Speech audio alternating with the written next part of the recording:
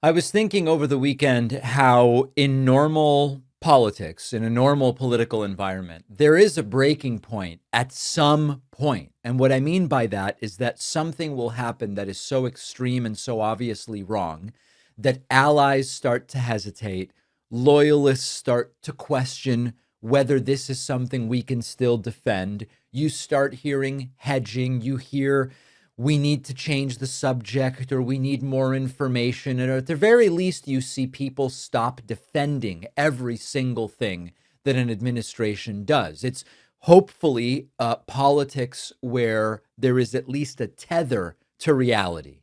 That is not what we are watching right now. What we are seeing now, and I believe we will lay this out in today's show, is behavior so egregious that the only way to survive it politically is to defend it even more aggressively than before. What I mean by that is today's circumstances and what is happening nearly every single day is so beyond indefensible that you can't come in with nuance or caution.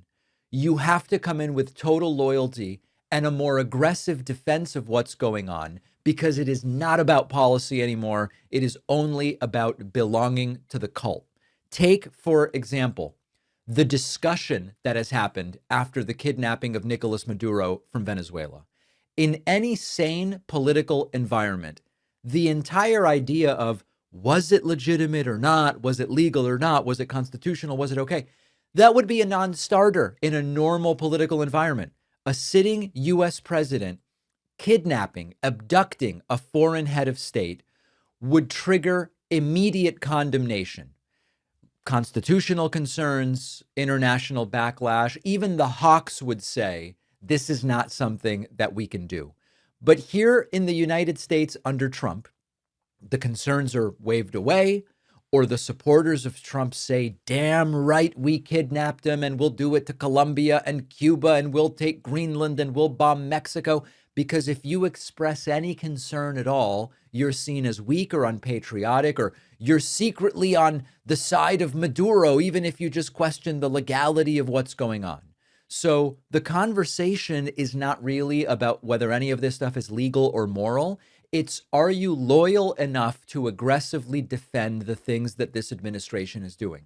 Same thing with the killing of Renee Good by an ICE officer. We'll have the cell phone video a little bit later today.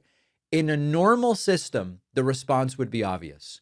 Even if I support the broader goals of ICE, which I don't, but I'm saying there is a world that is more sane, where even the defenders of the deportation regime would go, I support the deportation regime, but this was an unarmed American citizen who posed no threat and even says in the video, I'm not angry with you, or we'll get the exact line from her.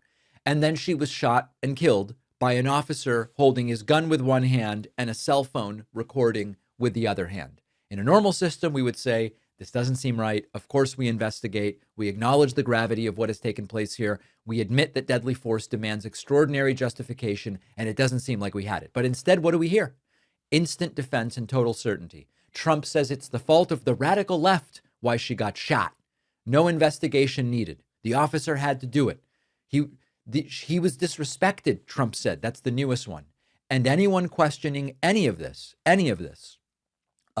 is not loyal to the regime. Anyone pointing to the video and saying the video doesn't correspond with the story of this administration, you're either lying or you don't care about the officers or you don't care about immigrant crime or whatever. And when journalists start to push back, they show footage, they just ask like basic questions. The response isn't, oh yeah, you know what? That's interesting. We should reflect on that. The response is, how dare you question this? And that is the tell. Once a movement reaches a point where if you question anything, it is borderline a crime, or in some cases, I mean, some of these protesters are being thrown around and detained and in some cases arrested merely for expressing opinions. We are no longer dealing with politics and substance. You're just dealing with a cult, and an authoritarian cult that behaves erratically when it is under pressure. They're not going to moderate. They're not going to self-correct. They will only radicalize. And every single new scandal becomes a test. Every atrocity that you defend is a loyalty check at the end of the day.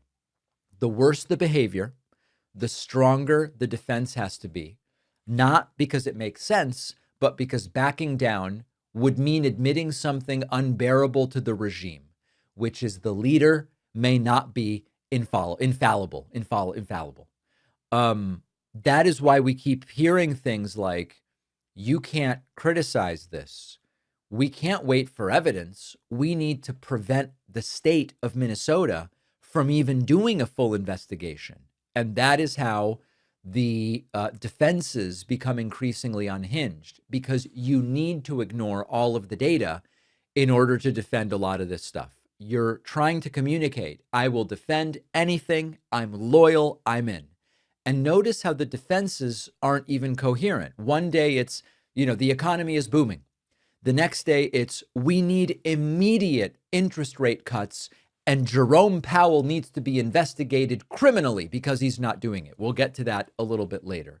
So we need to understand the moment in which we find ourselves. Consistency doesn't matter. Only allegiance matters. And this is what it looks like when a movement is up against the ropes. They know their behavior is alienating normal voters. They know they look extreme. And they know that they can't defend any of what they're doing on the merits, so they don't try anymore. They double down, they get really loud, they get really mean, they get more absolute. And if you are in the cult, the greatest sin isn't being wrong, it's failing to fully defend the leader, who in this case happens to be Donald Trump. So that's where we find ourselves to some degree. This explains the behavior that we are seeing as doubling down and doubling down and doubling down is really the only way forward. And now they're looking at Jay Powell criminally. Let's talk about that next. Thanks for watching. Check out this other video. And if you like our content, make sure to subscribe so YouTube puts our videos in your feed, and subscribe to the podcast on Spotify and Apple.